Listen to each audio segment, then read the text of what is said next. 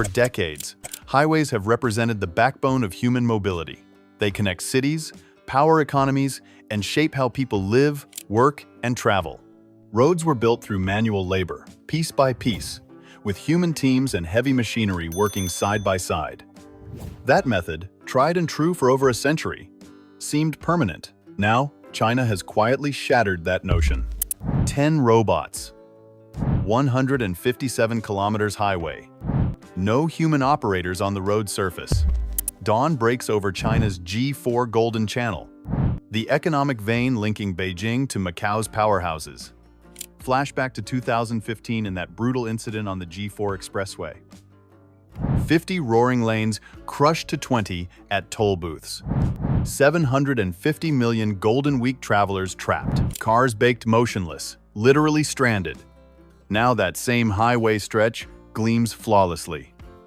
Surgical edges, perfect blacktop, and satellite-guided machines, transforming chaos to silk engineering masterpiece. No human sweat, just control room experts leading the world into a new age of engineering brilliance. The SANY SAP 200C10 Pascals paver led the robot swarm as the forefront innovation. This massive beast handled the critical first strike, spreading hot asphalt across a 19.2 5-meter-wide screed, approximately 4 full lanes simultaneously, with its 15-ton hopper capacity. Auto-adjusting blade and Beidou satellite precision made it the brain of the operation. To understand why China took the bold step and mapped out a project as groundbreaking as this, it is important to take into account the context and stakes involved. Beijing-Hong Kong-Macau Expressway is China's Golden Channel, a major arterial route that stretches southward from the national capital toward two of China's most important economic regions. This corridor is vital for freight, passenger travel, and strategic connectivity within the country. Over 750 million people drive through this road every year. But 2015 exposed a problem. National Day holiday disaster. Toll Plaza became a parking lot hell. 50 fast lanes squeezed through 20 slow booths. Cars stopped instantly. Front cars crawled. Back cars suffered worse. Some waited days in metal ovens that were their cars. The media called it Carmageddon. Drone cameras caught a 50-lane apocalypse like traffic. Worst jam footage ever. China's leaders got the message loud. Their busiest highway couldn't fail again. Golden Week paralyzed the nation once. Never again. And so, the solution needed was a faster road fix, safe for workers coupled with smarter engineering. Dawn brought a groundbreaking solution.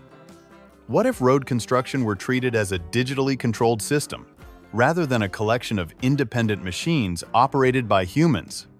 10 robot teams rolled onto the highway. No workers touched the hot road surface. No one risked heat stroke or flying rocks. Just engineers watching screens from a safe control room, eyes glued to monitors. Special Chinese satellites gave pinpoint accuracy. Sensors felt every bump below. Computer brains made thousands of instant decisions. Just like that, robots were about to fix the 157 kilometers highway. In conventional road building, crews first clear and grade the land, then lay down multiple layers of materials: subgrade, base course, binder, and finishing asphalt. Each layer requires careful measurement and multiple passes of rollers to achieve the right density and evenness. For decades, this process depended on teams of operators. On a project of this length, thousands of worker hours would be involved in surveying, machine operation, traffic safety, and quality assurance. But here, a very different sequence played out. A fleet of high-tech autonomous machines worked in concert under a central digital control system. Guided by Beidou satellite positioning, China's global navigation system, with centimeter-level accuracy, and coordinated by algorithms that controlled movement, speed, and interaction, these machines performed tasks that previously required human intuition and oversight.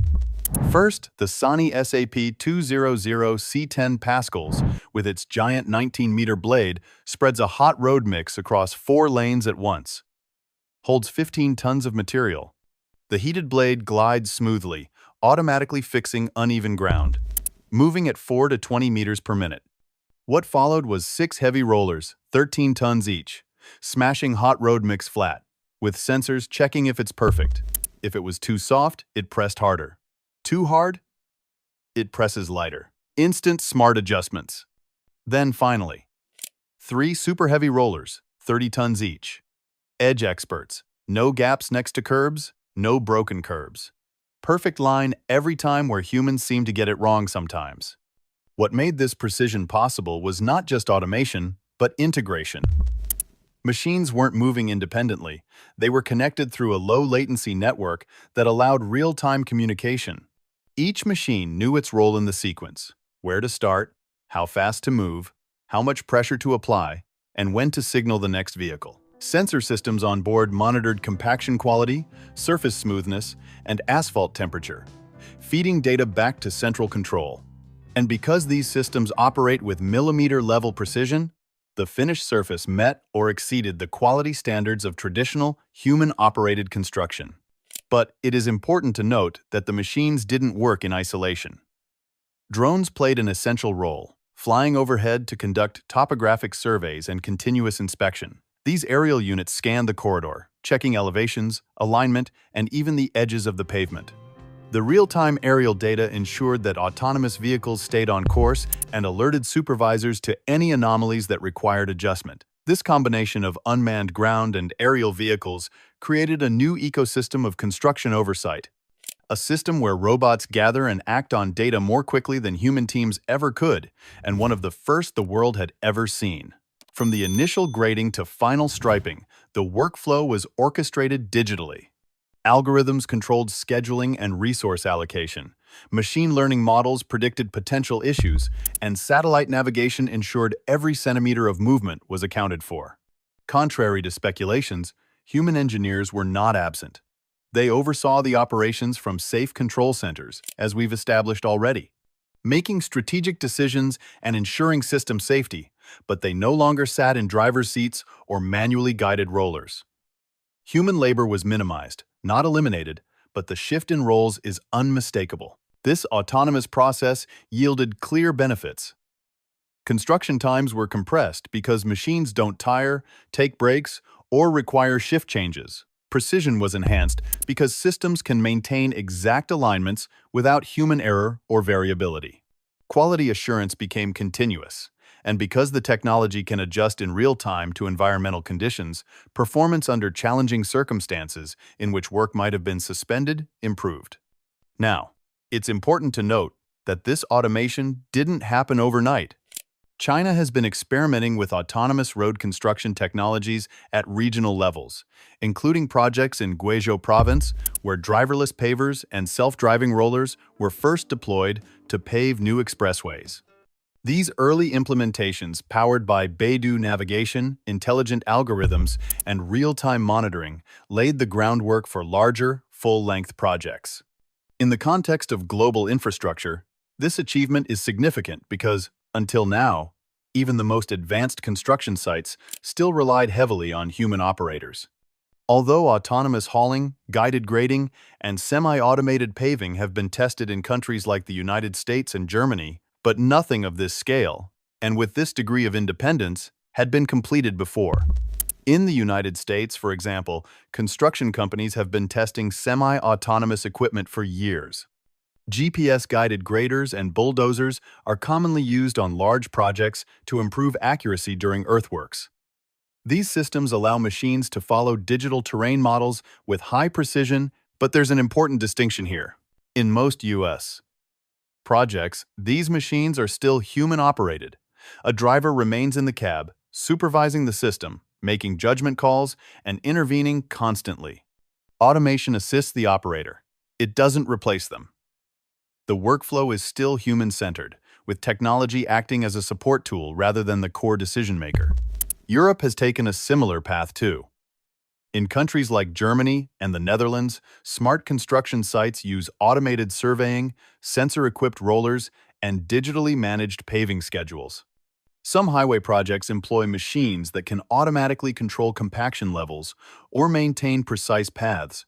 But again, these systems operate under direct human control, often limited to short sections of roadway or specific phases of construction. Japan, known for precision engineering, has also tested intelligent construction equipment, particularly for post-disaster reconstruction and urban infrastructure upgrades. These projects focus on safety, accuracy, and efficiency, especially in constrained environments. However, they still rely heavily on skilled human operators, with automation used selectively rather than system-wide.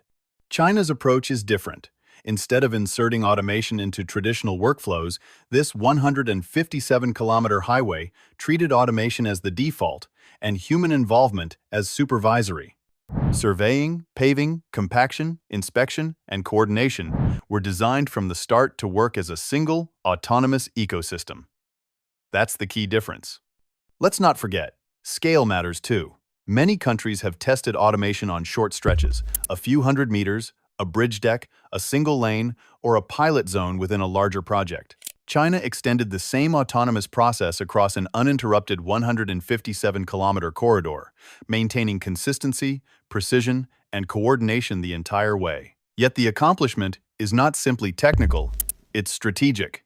By pushing this boundary, China has signaled a new phase in civil engineering, one where digital systems and autonomous machines come together to form a unified construction ecosystem. As the world watches on, we now know that roads, bridges, and potentially entire transport networks could be built using similar methods, not just in China, but around the world. Countries with challenging terrains or labor shortages may particularly benefit from such technologies, especially as navigation systems and AI models continue to advance. China's 157-kilometer autonomous highway project is economically significant, not because it replaces human labor, but because it restructures how infrastructure is produced.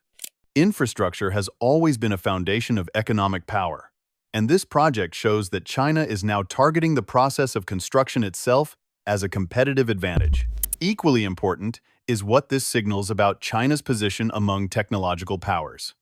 While countries like the United States, Germany, and Japan lead in individual construction technologies, such as modes of transportation like Japan's train technology, GPS-guided constructions, sensor-based compaction, and digital surveying, what we're witnessing isn't just a new road, it's a redefinition of how large-scale infrastructure gets built.